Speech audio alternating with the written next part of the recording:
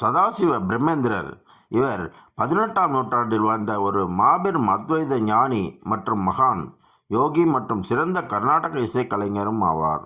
கும்பகோணத்தில் சில குறிப்புகளின்படி இவர் தெலுங்கு பிராமண குடும்பத்தில் அவதரித்தவர். இவரது ஆரம்பகால பெயர் சிவராமகிருஷ்ணன்.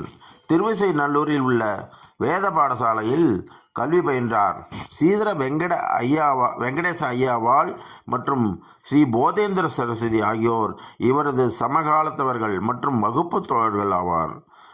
காஞ்சி காமகோடி பீடத்தின் 57வது பீடாதிபதியான பரமசிவேந்திர சரஸ்வதி சுவாமிகளிடம் சீடராக சேர்ந்து சந்நியாசம் பெற்றார்.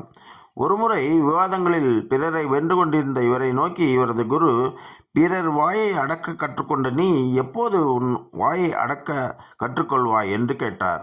அந்த நிமிடமே அவர் மௌன விரதத்தை மேற்கொண்டு தன் வாழ்நாள் முழுவதும் பேசாமலே இருந்தார்.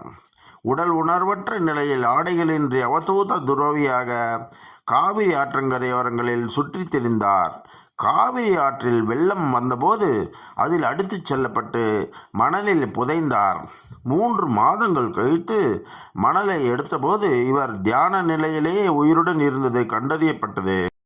ஒருமுறை ஒரு நவாபின் அந்தப்புறத்திற்குள் தெரியாமல் நுழைந்தபோது கோபமடைந்த நவாப் அவரது ஒரு கையை வெட்டினார்.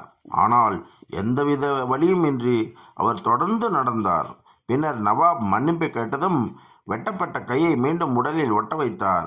புதுக்கோட்டை மன்னர் விஜய ரகுநாத தொண்டைமானுக்கு மணலில் தட்சிணாமூர்த்தி மந்திரத்தை எழுதி காட்டி உபதேசம் செய்தார்.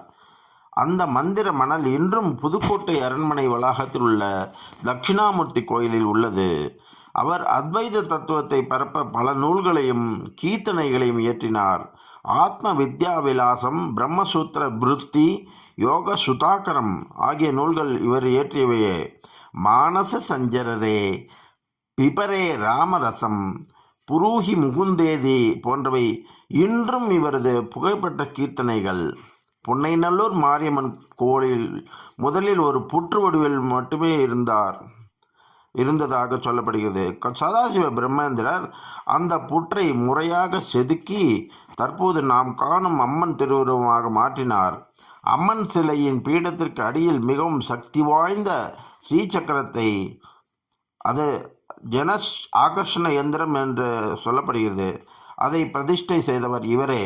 இதனால் இந்த கோவில் மிகுந்த ஆன்மீக ஆற்றல் கொண்டதாக கருதப்படுகிறது. புற்று மண்ணால் ஆன திருமேனி என்பதால் சிலைக்கு நீர் அபிஷேகம் செய்யப்படுவதே இல்லை. மாறாக சதாசிவ பிரம்மேந்திரர் உபதேசித்தபடி புனுகு, ஜவ்வாது போன்ற வாசனை திரவியங்களை, அதாவது அஷ்டகந்தம் என்ற இந்த பெயரை கொண்டு அம்மனுக்கு காப்பு சாற்றப்படுகிறது. தஞ்சை மன்னர் துல்ஜா ராஜாவுக்கு, அதாவது வெங்கோஜி ராஜாவுக்கு கனவில் தோன்றிய அம்மன் தான் புன்னைவன காட்டில் இருப்பதாக கூறினார். அந்த இடத்தை கண்டறியவும் அம்மனை முறைப்படி பிரதிஷ்டை செய்து கோவில் எழுப்பவும் சதாசிவ பிரம்மேந்திரரே மன்னருக்கு வழிகாட்டினார். இன்றும் புன்னைநல்லூர் மாரியம்மன் கோவில் கோபுரத்தின் உச்சியில் சதாசிவ பிரம்மேந்திரரின் திருவுருவச் சிலை அமைக்கப்பட்டு அவருக்கு மரியாதை செய்யப்படுகிறது. மகான் சதாசிவ பிரம்மேந்திரர் கிபி 1753ஆம் ஆண்டு, சில குறிப்புகள் 1756 என்று உள்ளது, சித்திரை மாத சுக்லபக்ஷ தசமியில் கரூருக்கு அருகிலுள்ள நெரூர் என்ற தலத்தில் முக்தி அடைந்தார், அதாவது ஜீவசமாதி அடைந்தார்.